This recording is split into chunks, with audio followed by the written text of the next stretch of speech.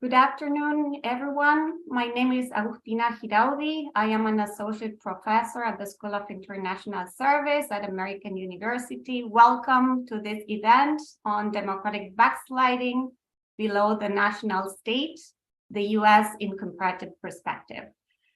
Before kicking the event off, I wanted to thank Kay Summers for helping me organize this event. And I also wanted to talk a little bit about the logistics for today's conversation. The discussion will last for approximately 45 minutes with 15 minutes for Q&A at the end of the session. If you want to ask questions, we please ask you to use the Q&A function at the bottom of our screens. And if you need to enable your closed captioning function, please do so by also clicking the button at the bottom of the screen. We please ask you that no one record the session. We will be recording it for you, and it will be available on the SIS YouTube channel. So just to start our conversation today, I wanted to say very few words about the process of democratic backsliding. As you all know, we currently live in a process, in an era of democratic backsliding. This process is affecting both countries in the global north and the global south. And while the main focus of this conversation has always been what happens at the national level, scholars of subnational politics have long recognized that this process of democratic erosion also takes place at the subnational level. So what we will do today is talk more about what's going on at the subnational level in the US, but we will keep an eye on processes of democratic erosion in other parts of the world. So we're gonna actually bring in some of the knowledge that comparativists have produced over the course of several decades. And today I have the pleasure of having three fantastic scholars and researchers who are doing important work in this area.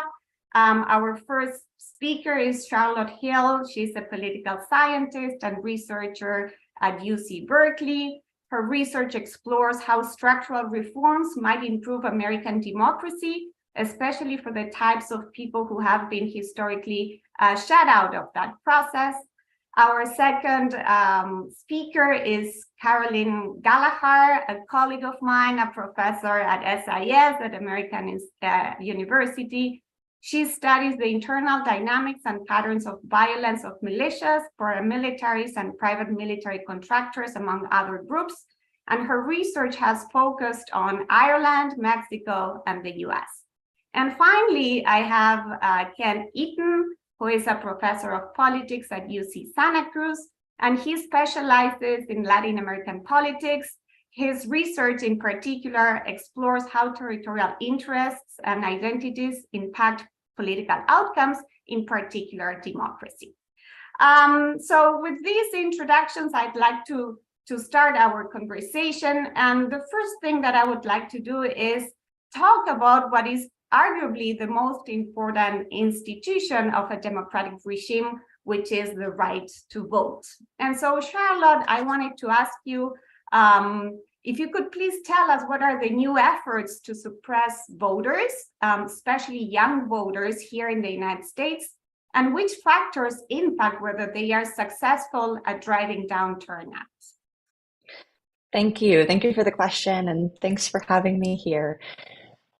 Well, I doubt it's news to anyone joining us in this conversation that voter suppression is alive and well here in the United States. And perhaps the most frequent and well-documented type of voter suppression here is suppression that targets people of color, primarily and historically Black voters, also increasingly Hispanic voters.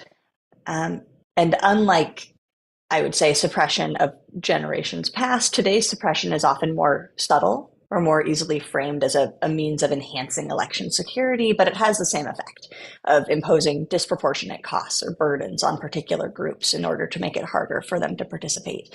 So my own research focuses on suppression that affects young people, and I divide that suppression into two types. There's suppression that targets, that's primarily targeted at young adults, and then suppression that's more broadly targeted, but that sweeps up young people along with other groups. And it's primarily at this point enacted by the Republican Party. Perhaps I could say exclusively at this point, presumably because young people on the whole support Democratic candidates and have more liberal policy preferences. And also young people are disproportionately people of color in the US, so there's an intersectionality at play.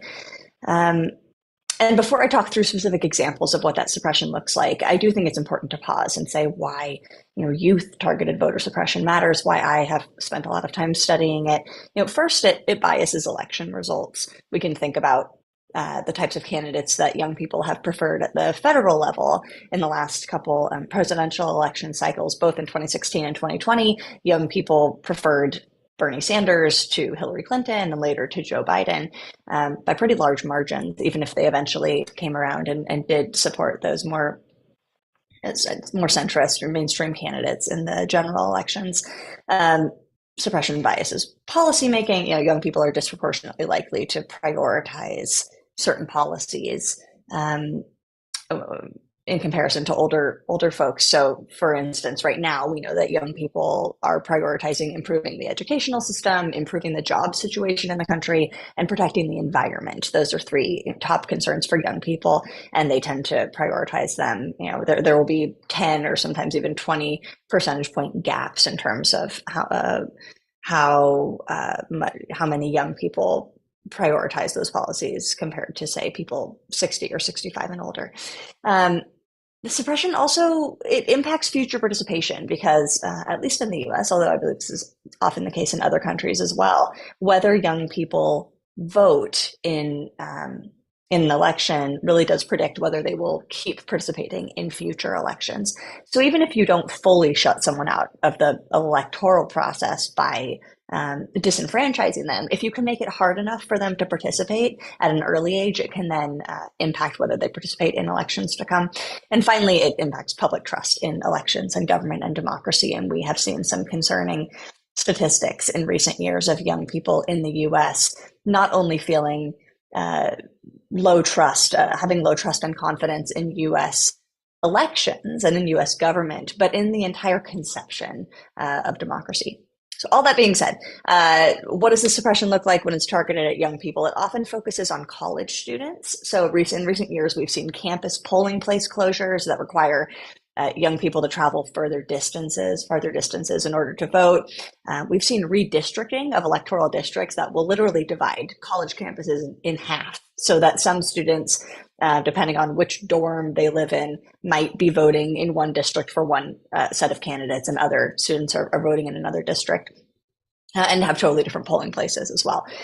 We see voter ID laws that explicitly prevent the use of college student IDs as a valid form of identification for voting, or that require, I think this was the case in Ohio's latest voter suppression bill, bills that require in-state driver's licenses in order to vote. And we know that young people who move for college often lack that in-state driver's license. We also see age restrictions around things like vote by mail. This was the case in Texas during the 2020 election, when everybody was turning to mail voting in order to avoid getting sick at the polls from COVID. And in Texas, they specifically said, if you're 65 and older, you're allowed to vote by mail without providing a valid excuse. But if you're younger, you won't have access to that option. I want to make sure that I'm not going over time. I can talk about other types of suppression that affect young people too, but I do want to share something that my research has found in terms of, the second part of your question of which factors shape whether these efforts are successful. It really does seem that how well organized young people are at getting attention for certain suppressive efforts does matter for whether whether young people are effective at blocking those efforts or overturning them. There was a legal team that recently was able to file and win a lawsuit to ensure that Vassar College students had an on-campus polling place, which is wonderful. It's great that they were able, I think, to block that, the effort to eliminate that polling place, but it's also not something that most students, and especially in less populated or less educated or less kind of salient media environments, are going to be able to do. It also seems to be the case that when it comes to suppression that targets people of color, particularly Black and Hispanic voters, we have research suggesting that there can be a backlash effect where those groups feel angry and that mobilizes them and they exert extra effort to come out to the polls. My research examined whether this happens for young people as well. And what I found via some survey experiments is that while learning that suppression is targeting young people can increase young people's knowledge of that suppression, it increases their anger about the suppression, it increases what we call psychological reactance, which is this negative emotional response in reaction to feeling that someone is taking away your right or your freedoms. That didn't translate into increased intentions to vote in future elections. And what did seem to matter, what was interesting to me was that young people who strongly identified with their age group, for young people for whom being young was a strong part of their identity, hearing about youth-targeted voter suppression did impact whether they intended to vote in future elections. But that's not a strongly held identity for most young people. It's different from what we see with measures of people's responses to surveys where we ask about their racial identity, for instance. Young people do tend to strongly identify with their racial identity, and then if they hear about suppression targeting Black people, targeting Hispanic people, and they belong to that group, that does mobilize them. But we're not seeing that with young people. So in terms of future efforts to respond to youth-targeted voter suppression, I'm very interested to see what will happen if groups can intentionally try to build up that youth group identity and see if that can help lead to some counter mobilization. I'll pause there. Thank you, Charlotte. So I would like now to focus a little bit on the non-electoral aspect of democratic backsliding in the US. And I would like to ask Carol, what do we know about other anti-democratic groups and how are they operating in the US? Where do we see them operating? So I think I would start by saying, and you didn't ask this question exactly, but I think like the question is sort of who is doing this? And I think right now where we're seeing pushes against democracy are by groups on the far right. And I also think it's important to like outline what I mean by the far right. So the far right can compose a constellation of different groups, and I'll talk about what they are in a second, but I think there are a couple of key factors that make a group, far right. One of those is a belief that inequality is natural and right. They also tend to believe, therefore, that the status quo is worthy of defending because the status quo is often based on inequalities, right? There's a social and economic hierarchy there. And so they want to defend those hierarchies.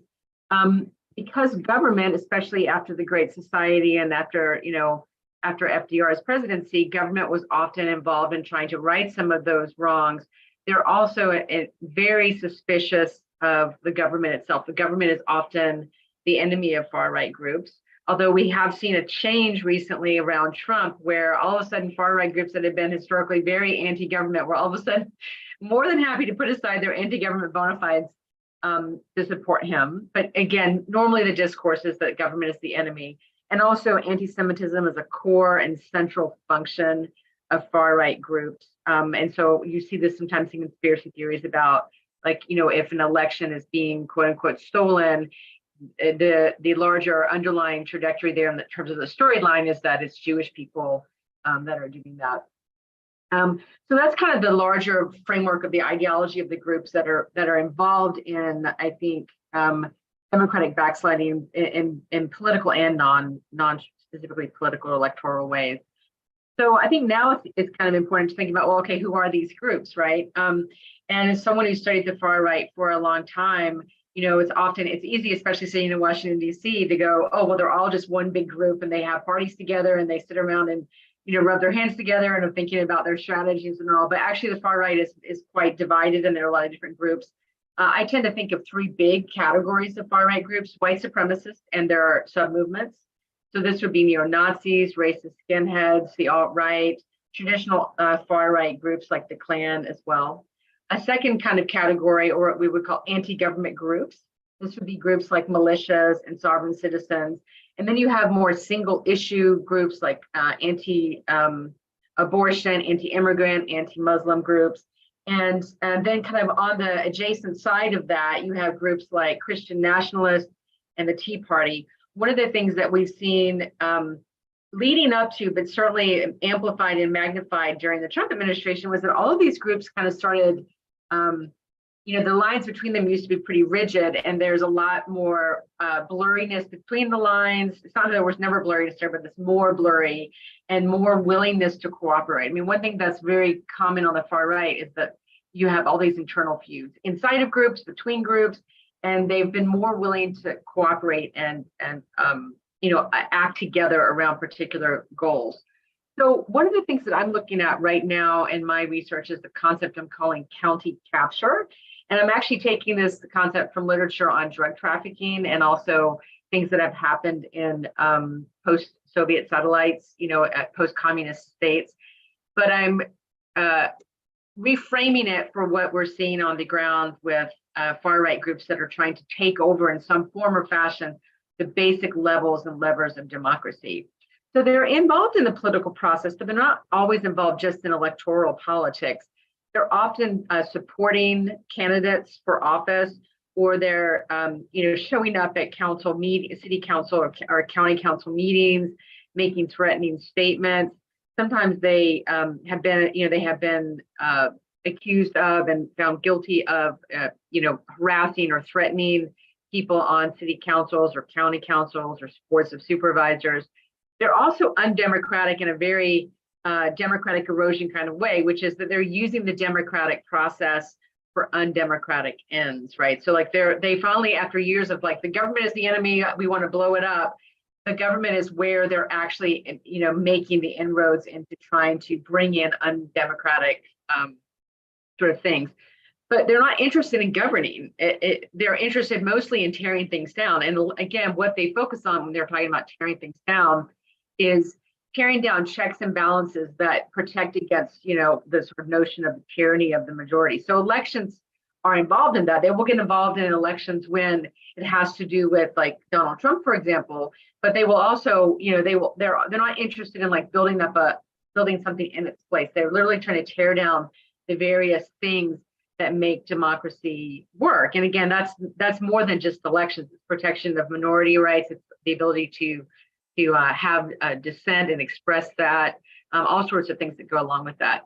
There's also, again, and this is very consistent with the far right, a push for local control, which is why finally they were like, okay, let's focus on government, but we're going to do where we've always focused on things, which is at the local level. And I think this, for me, as a person that studies far-right groups and paramilitaries, the biggest thing that they are doing, I think, and it's really important to look at, is they are bringing paramilitarization into the mainstream. So they're not looking like most paramilitaries. You think about the AUC in Colombia or the Loyalists in Northern Ireland or other places. They don't want to be brought into government, but they want to have government, kind of a government stamp of approval. They like to have that informal relationship.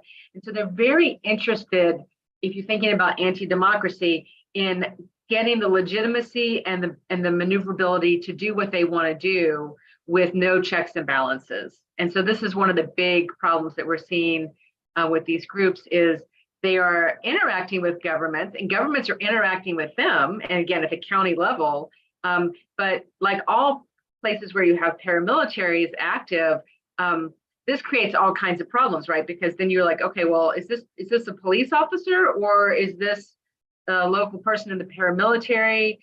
Who's in control here? What do I do? And so they're actually, in a sense, doing what we've studied in other places. I've studied in other places for a long time. They are becoming a quasi formal force, but again, with that plausible deniability for the state and also their room for maneuverability.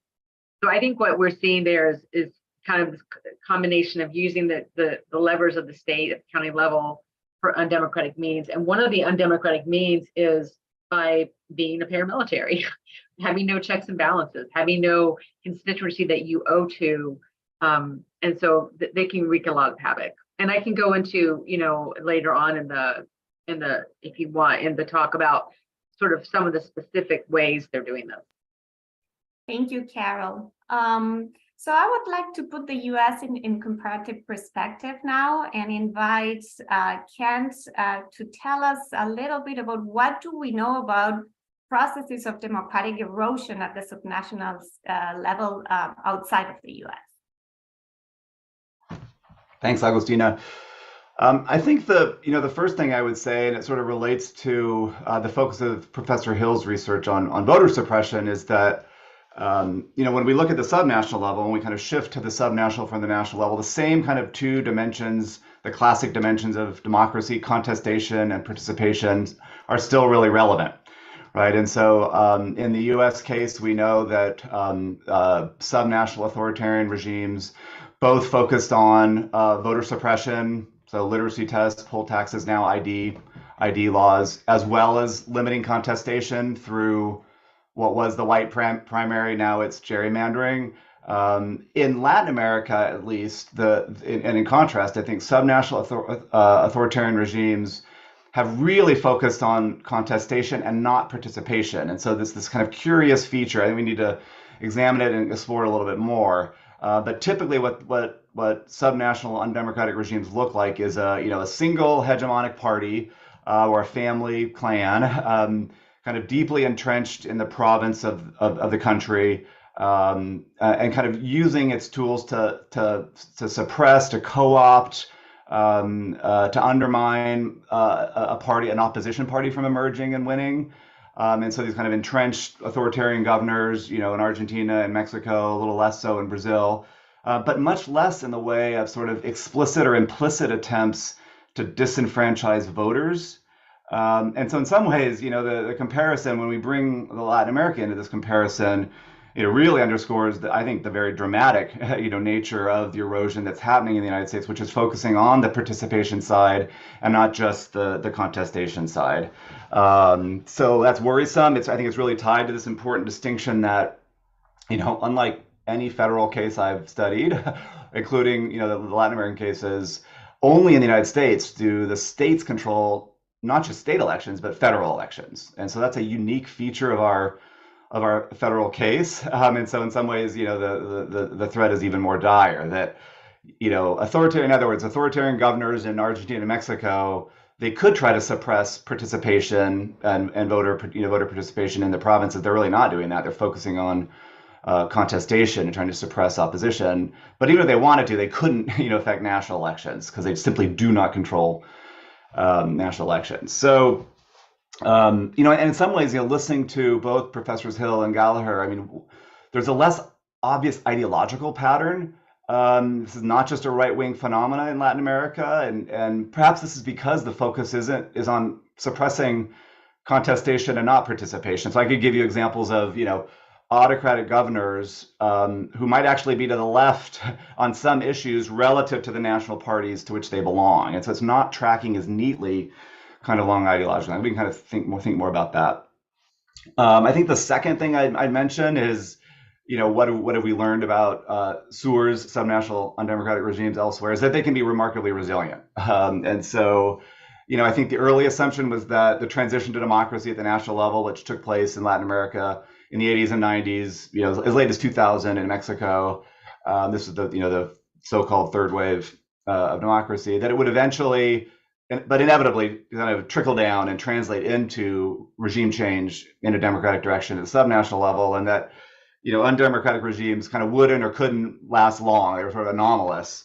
And I think, as time has gone on, and as we've studied this kind of more directly, we're seeing that's not the case. And in some ways, it just reflected this kind of methodological nationalism that, really plagues my discipline, political science, where we kind of obsess about, privilege the national level and just assume that the subnational level is not really a separate sphere, or that it's just going to track onto, national level dynamics.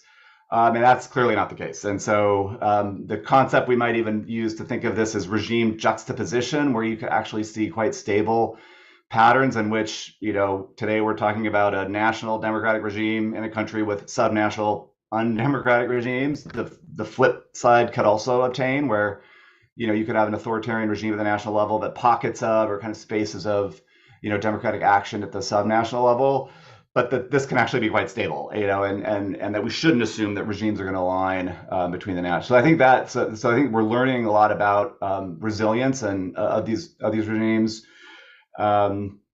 And then I would think the last thing I would say, and I think we're learning this a lot, from the Latin American cases, and these have been the most heavily studied. There's emerging literature on India and Russia as well, although given kind of shifts in an authoritarian direction at the national level, those cases are a little bit different.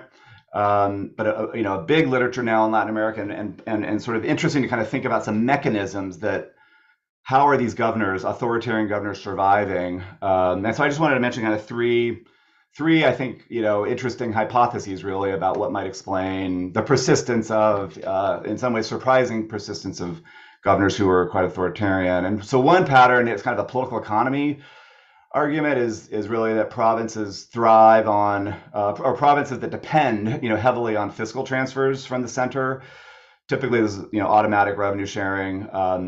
Are more likely to have authoritarian regimes. So the argument is basically, transfers from the federal government undermine the democratic connection between a governor and their constituents, and sort of the need to extract resources historically is generated from more representativeness. This is an old argument. This is sort of the Magna Carta argument that democracy comes about through the need to obtain resources locally, revenues locally. And so fiscal transfers cut that, and that might be one worrisome kind of dynamic that sets in motion authoritarian practices. I think another pattern has to do with the bureaucracy, and here we've learned a lot from Professor Giraudy's work on how autocratic governors basically use provincial level bureaucracies as the tool, to perpetuate themselves in power. This is, particularly likely in poorer, more rural, less economically vibrant provinces where many or maybe most, workers could be employed by the provincial bureaucracy. And so that gives the governor really the ability to use patronage to stay in power.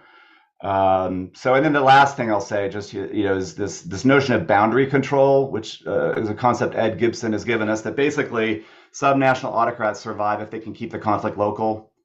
They can win if they can keep it local. And so authoritarian governors have an easier time kind of suppressing local opposition if they can keep out the feds, and that's a Latin American pattern. There's certainly, that's the US case of the feds finally showing up in the 50s and 60s to end the Solid South and to end Jim Crow. So there's some thoughts about what we're learning from other parts of the world, I think. Thank you, Kent. And so I would like to go back to the US and to the electoral dimension of the democratic backsliding process. And I wanted to ask Charlotte about the ongoing election subversion efforts that exist, and which are the factors that predict the passage of election subversion legislation. If you can share with us some of the findings of your research. Sure, happy to. And I think it's even if we're going back to the US, I think there's, I'm struck by a lot of things that Ken Bush is sharing, and how really something we're talking about here is that actors who want to secure and maintain their power will work within the bounds of their system to find the best ways to do that, right? But often the kind of fundamental intention is the same, and that's relevant to the question of which states and which types of actors are focusing on election subversion in the US versus, for instance, voter suppression. So election subversion was a hot topic going into the midterms last year. It was a hot topic in the 2020 election cycle in the US. But in the midterms, we had election deniers, people who, candidates who claimed that Joe Biden had not in fact won the 2020 election, or candidates who were unwilling to make an affirmative statement that Biden was the real winner. We had election deniers running for statewide election offices in a number of key swing states. And the concern was that if they won, Donald Trump and the Republican Party would be better positioned to ensure Trump's victory in 2024, even if voters, in fact, preferred Joe Biden. And then all of the swing state election deniers lost their races. And so I think election subversion has, for that reason, really kind of dropped out of the national conversation about US democracy and major threats to democracy. But experts who study this are still really concerned. So I'll start by defining some terms again here. So subversion is, and there's not really a clear universally agreed upon definition of subversion among American democracy scholars, but my take is that subversion is any activity that is taken after votes are cast to ensure that a particular candidate wins despite the expressed will of voters. So subversion bills can pass before an election if what they're doing is enabling subversion activities that will be taken after votes are cast. I apologize, my cat is meowing in the background. So broadly speaking, there are three paths to subversion. The first is that partisan actors can take over key aspects of the election administration process. They can manipulate election rules and vote totals. And that's what my research is focusing on. A second path, and this got more attention, I'd say, around the 2020 presidential election, was that policymakers can use technical legal arguments to give themselves the authority to overturn election results. These were some of the conversations we were hearing about around states perhaps sending Congress alternate slates of electors, the vice president refusing to certify national election results, and so on. And the third path to subversion is violence and intimidation that can be used to disrupt the free and fair administration of elections and the counting of ballots. And we did see this after, we've seen this in several recent federal election cycles. I don't believe I heard about it in 2022, but in 2020 and perhaps 2018 as well, protesters surrounding locations where votes were being counted, refusing to let election workers in and out of buildings, threats that, of course, the most famous, the storming of the Capitol in an effort to interfere with the certification of federal election results. So my co-author, Jake Grumbach at the University of Washington, and I have a working paper that focuses on that first path to subversion, the partisan actors taking over aspects of election administration and empowering themselves to potentially manipulate election rules and vote totals. And we were interested in the predictors of election subversion bills being passed. What predicts whether a state adopts one of these subversion bills? And what we find is interesting. So perhaps unsurprisingly, Republican control of state legislatures matters. And the closeness of the 2020 presidential election is associated with a state passing a subversion policy. So those are perhaps not as surprising. Subversion, you have more of an incentive to pass a bill like this if you think that maybe changing a few votes could matter for who wins an election. If the Democrats are winning by a landslide, it might be harder for you to subvert election results. But the more surprising thing is that these subversion policies, and we're looking at bills passed in 2021 and 2022 when we've seen this whole a real influx of this legislation in state legislatures. These post-2020 subversion policies are mostly unrelated to the extreme gerrymandering and voter suppression policies of the 2010s. At first, we were a little surprised to see this. We thought maybe the same actors would be passing all of these different types of legislation, but then when we stopped and thought about it, it made sense. Because subversion is really only necessary to ensure that your party gains and maintains power if other approaches to biasing elections that occur earlier in the election process, like suppression, aren't already in place. Moving forward, the reason that we're still focusing on subversion, even when it has dropped a bit from the national agenda, is that there are still a few key states where there is a high I won't necessarily say a high likelihood of election subversion, but where there's a high risk of these bills being passed and then impacting state and federal election results. So these are states where the executive branch leaders, governors, secretaries of state, attorneys general, are more likely to engage in election subversion, and where the legislature is more likely to pass laws that increase the risk of subversion. There's a really great report out from a collection of organizations, States United, Protect Democracy, and Law Forward.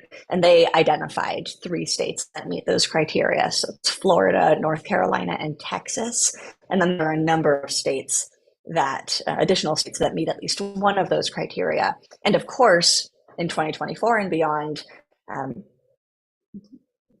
it's a chamber can flip toward election deniers and potential election subverters.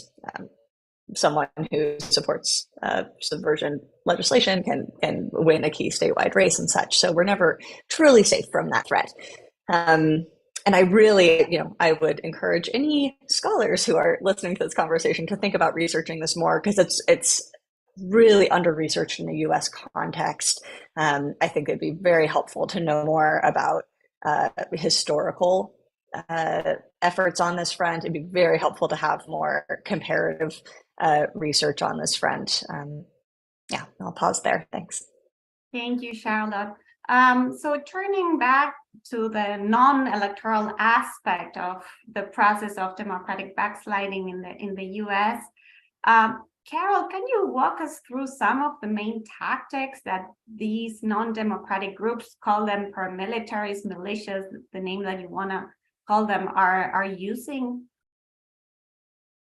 Sure. Well, I will start and say that in terms of what I'm seeing on the ground right now, the 3 biggest kind of groups that are doing this are constitutional sheriffs, who are actually elected officials themselves, county militias, and then sort of freelance groups that may have a leg in another group, but they create kind of a quick or fast group, or they start advocating on a particular issue, not under their other group's hat, and then they sort of form a new group. And what I think, if we're looking at sort of how this works tactically wise, I think it's good to think about mechanisms, because there are a lot of specific tactics in a mechanism or a pathway. What I'm seeing among this group of social movement actors are a couple of things. One is political involvement, but again, not explicitly only about elections. And so, you're seeing militia groups for example, getting behind particular candidates at the county level. You're also seeing them participating in county government in a way they hadn't before by showing up to county council meetings, making threats. I'll give you one example of this. In Shasta County, California, a couple of years ago, a local militia group there spurred a recall election of a centrist Republican county supervisor. And they while that was going on, they threatened other board supervisors, and they bullied city employees that weren't elected officials, like the CFO of the county, the director of health and human services, who was running the sort of COVID response at the time. Again, all of this stuff, except for the threats, was legal. And so they were just getting involved, and they were making county government hard to do, again, at the brass tacks level of what you have to do. The other way I'm seeing this is what I call broadly recognition. And this is where you find counties and militias coming together to get a formal agreement in writing, even if it's not legal, a formal agreement in writing that we're gonna recognize this militia. I'm working on a project right now looking at 4 counties in Virginia: Halifax, Franklin, Bedford, and Campbell. My dad was from Bedford County. My mom was from Pittsylvania County, and I grew up in Campbell County. So I'm like familiar with all these counties.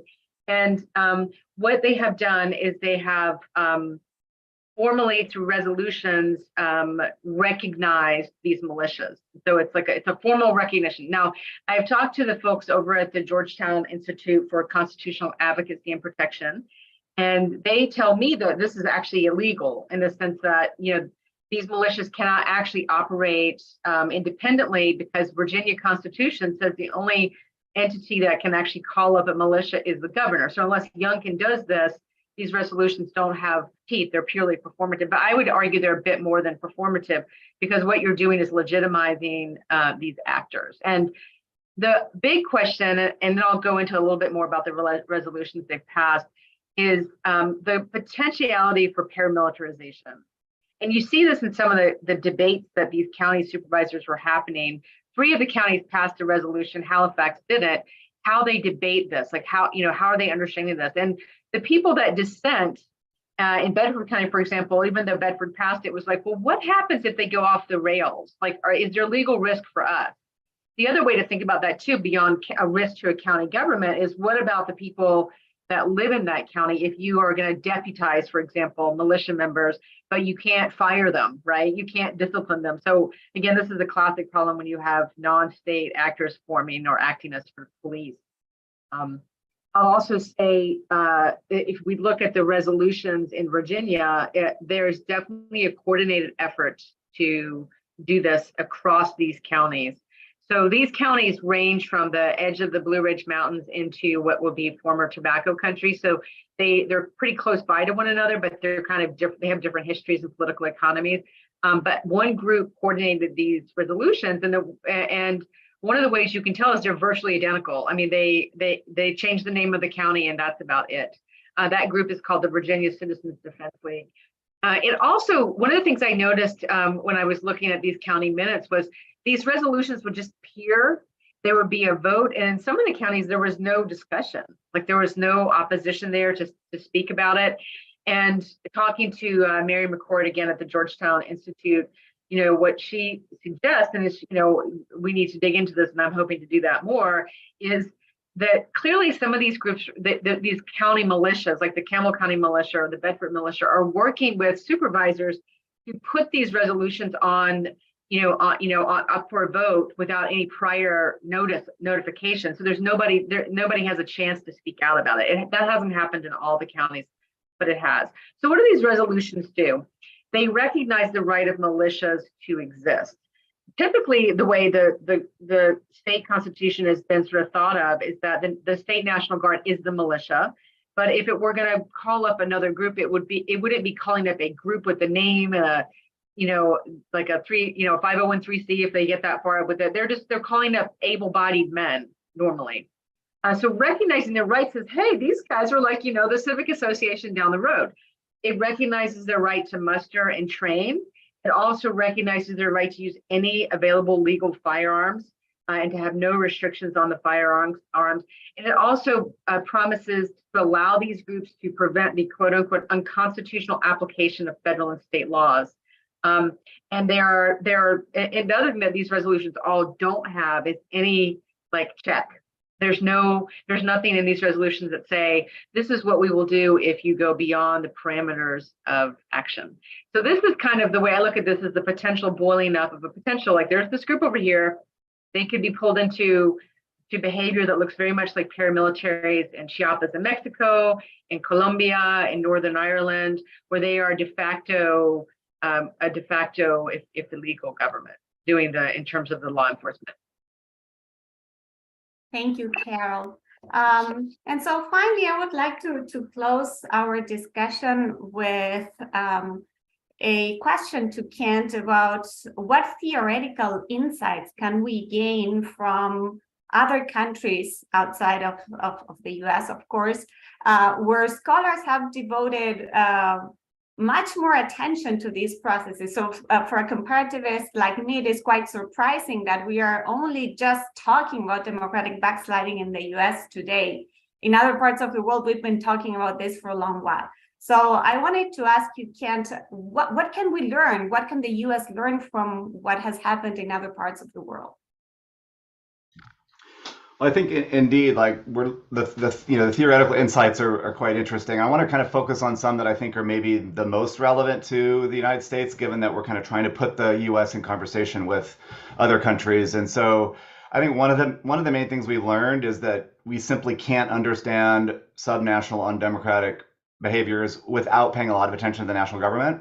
And so even though we absolutely need to shift our attention to the subnational level and to do the kinds of empirical work that Professors Hill and Gallagher are doing, we can't forget about the center, right, at the national level. And so to really kind of problematize linkages or interactions between national and state governments. And so this could be things like the fiscal transfers I mentioned earlier. It could be, the role that upper chambers, the Senate plays in overrepresenting senators from undemocratic regimes at the subnational level. One of the key ways that subnational regimes in other parts of the world have survived is through the work that their senators do in Mexico City, in Buenos Aires, and at the national level. And so I think we can't forget the national level, and also the kind of, the reality that a lot of times subnational undemocratic regimes and authoritarian governors survive because they play really critical roles at the national level. They deliver voting blocks. And so there's often this sort of sense that democratically oriented politicians at the national level kind of look the other way because the work that the governors do in delivering voting bases is so critical. And that's the story of the Democratic Party in the United States under the New Deal, where FDR got the votes he needed to pass very progressive legislation because the Solid South, right? Because of these authoritarian governors in his own party. And again, I think Professor Giraudy has really shown us that we should not assume that the national government, when it is going to intervene, is going to intervene in a way that would generate democratic outcomes at the subnational level. And so I think the early literature kind of assumed, that if we see the survival of these undemocratic regimes at the subnational level, it's just because the national government is either feckless or incapable of, sort of imposing its democratic will on subnational governments. And I think we have a much more nuanced view now that, in fact, these behaviors at the subnational level can be functional to, democratic politics at the national level.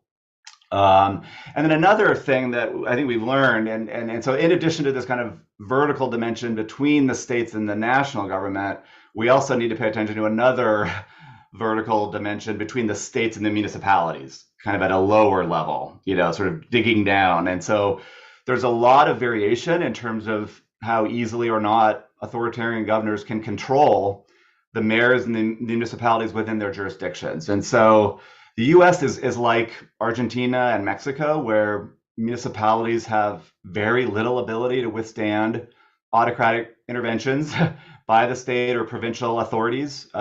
This has been referred to as sort of an authoritarian province, plural city dynamic, where you've got, the main opposition to authoritarian governors is coming from the more urban parts of the province, but that the municipalities don't have constitutional authority to really do much. And so Brazil is a really interesting exception here. We need to study it more, where the 1988 Constitution gave municipalities their own constitutional status separate from the states in which they're located.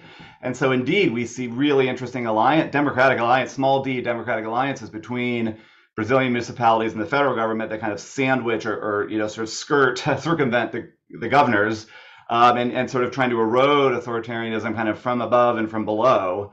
And so anyway, I think the walkaway is we need to think about multi-level governance in 3 tiers. Like, we can't just think about this as a 2-tiered problem. It's really 3 tiers.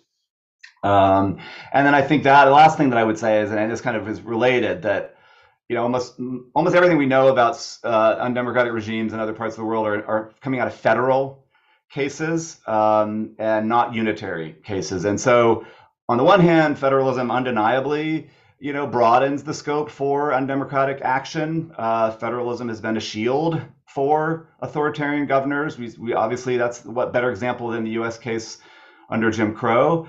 And so the constitutional protections that federalism gives governors, it can be used for undemocratic ends, no doubt. It's also the case there's a lot of variation among federal systems. So as I said, no federal system gives states control over federal elections in the way that the United States does. It's also the case that many federal countries have federal intervention rules where the federal government can intervene to dismiss an authoritarian governor. So federalism matters at the same time, and then on the other hand, that we need to broaden the kind of the scope beyond federalism. Most countries in the world are not federal. Overwhelming majorities are, use unitary designs. And so I think this is the frontier of the kind of the research, kind of think about how decentralization in unitary countries really across the global south have strengthened subnational governments. And this could be good or bad for democracy. And so, if the mayor is going to use that authority to fight an authoritarian governor, then this can be a really positive development. But we shouldn't assume democratic behavior on the part of mayors. And we're seeing kind of these local, in Latin America, these local kind of caudillos, strong men and women who are occupying City Hall and behaving in really quite authoritarian ways, and may even have an easier time kind of getting away with it because they're at the municipal level and not at the provincial level, kind of, harder to kind of exercise oversight for a democratic action at the national level, kind of wanting to democratize, at the municipal level. So it could be positive or negative, for democracy, the strengthening of subnational governments. But I think the key point, the walk away here would be, and hopefully, many more people will now begin to kind of pick up some of what we've learned, hypotheses that have come out of federal cases, to think kind of more broadly in the great majority of countries that are unitary and likely to remain unitary in their design. So those are some insights that I think, really do suggest that we should be putting the United States in conversation with these other comparative cases.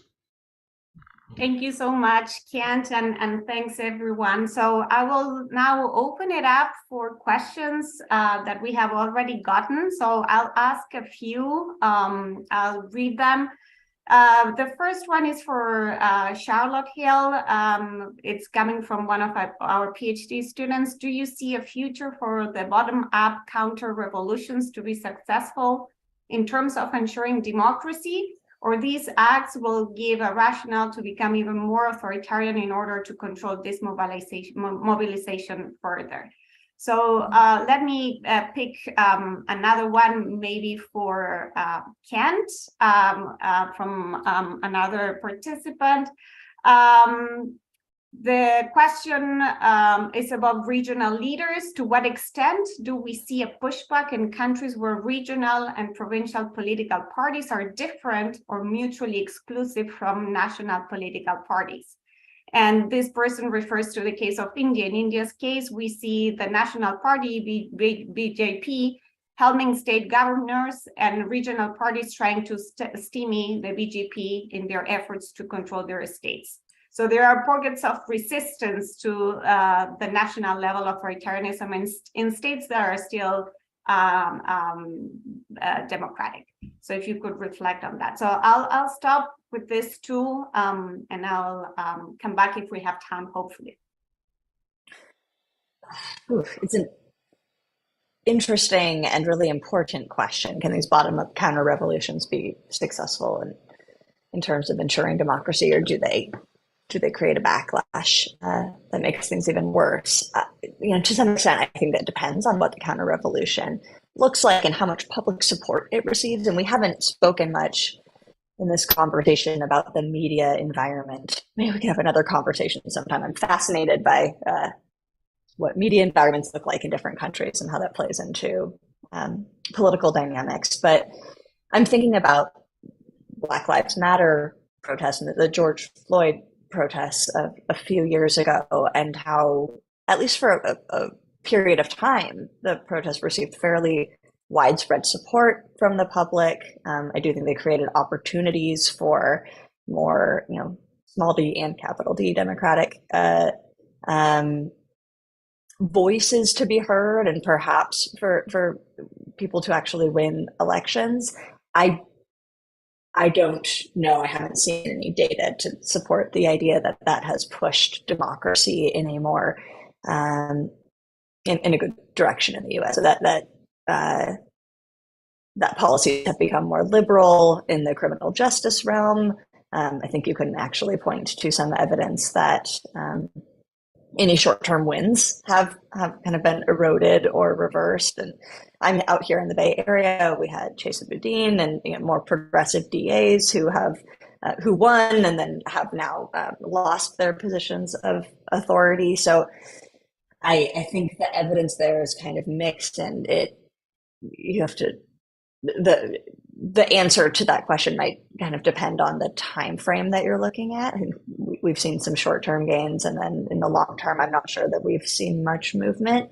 I've looked at counter-mobilization in terms of, as I mentioned, suppression leading to voters counter-mobilizing and being able to overcome suppression efforts and turn out at high rates in elections. And that can certainly be important for maintaining an existing level of democratic access and participation.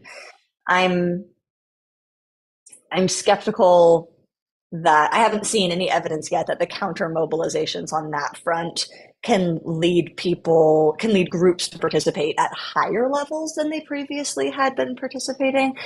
And I'm concerned. There was a meeting in the White House when some of the federal election reforms were being discussed in 2021, in which President Biden had said something to the effect of, like, we don't need to be all that concerned about voter ID laws, because we've seen that groups, that kind of grassroots voter mobilization groups, can effectively counter mobilize against them. And civil rights groups then came together, dozens, if not hundreds of groups came together and signed a letter that they sent to federal policymakers saying, like, that our work is not sustainable. You can't count on this backlash, counter mobilization effect to be sustained over the long term.